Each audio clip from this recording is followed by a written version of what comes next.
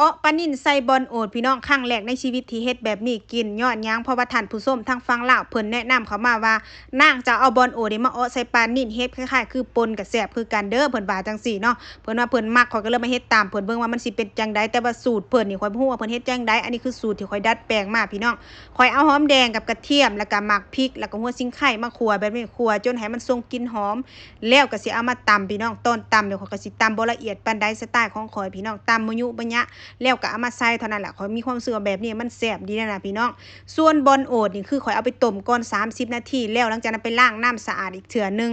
บาดนี้ข้อยสิเอามาใส่ก้นหม้อก่อนแล้วเอาปลานี่มาเลี้ยงใส่ผู้เจ้าปลานี่ล้างทำความสะอาดให้มันดีเด้อพี่น้องเด้อแล้วก็เอาเครื่องเคียงที่เฮาตำน่ะลงไปใส่ข้างเทิงหั่นปรุงรสก็ปรุงแบบง่ายๆเลยก็ใส่เกลือผงนัวรสดีคือเก่าพวกเจ้าเพิ่มด้วยน้ำปลาแดกผู้แสงจันทร์อันนี้มันขาดบ่ได้พวกเจ้าโฆษณาเอาแท้เอาว่าแต่ว่าผู้ใดถามซื้อก็บ่มีขายข่อยนายเจ้าของนี่พี่น้องเนาะใส่น้ำล้างคกลงไปบาดนี้ปิดฝาไว้จนกว่าปลามันจะสุกประมาณสัก15นาทีหรือ20นาทีก็ว่ากันไปพี่น้องบาดนี้ก็ใส่เครื่องเคียงอันอื่นตามลงไปก็คือใส่ต้นหอมกับผักชีลาวพี่น้องผู้ใดสิใส่อีตูก็ได้หรือผักขะแยงก็ได้เด้อพี่น้องเด้อข่อยคิดว่าน่าจะแซ่บคือกันขนาดว่าข่อยใส่ซ้ำนี่ยังแซ่บพี่น้องใส่ต้นหอมลงไปแล้วบัดนี้เฮาก็ซิมมึงรสชาติถ้ามันโอเคปิดไฟตักเสิร์ฟไปเลยพวกเธออันนี้ก็แซ่บคือกันเด้อพี่น้องเด้อลองไปเฮ็ดเบิ่งผู้ใดที่ซื้อไปหลายๆห่อเพื่อว่าเบื่อเฮ็ดป่นเฮ็ดแจ่วจังซี่ลองมาเฮ็ดแบบนี้กินมื้อเด้อพี่น้องเด้อแต่ส่วนตัวนี่เฮ็ดแบบนี้ก็ถือว่าผ่านคือกันเลยเอามากินกับข้าวเหนียวร้อนๆกินกับลวกผักหรือว่าผักสดก็ได้มันกินคล้ายๆคือแบบว่าเขาเอิ้นว่าซุปผักแต่มีรสชาติใส่น้ำปลาดงปลาแดกจังซี่แล้วก็มีปลาผสมน้ำคือเลิศแห้งเลยลองไปเฮ็ดเบิ่งเด้อพวกเจ้าเด้อ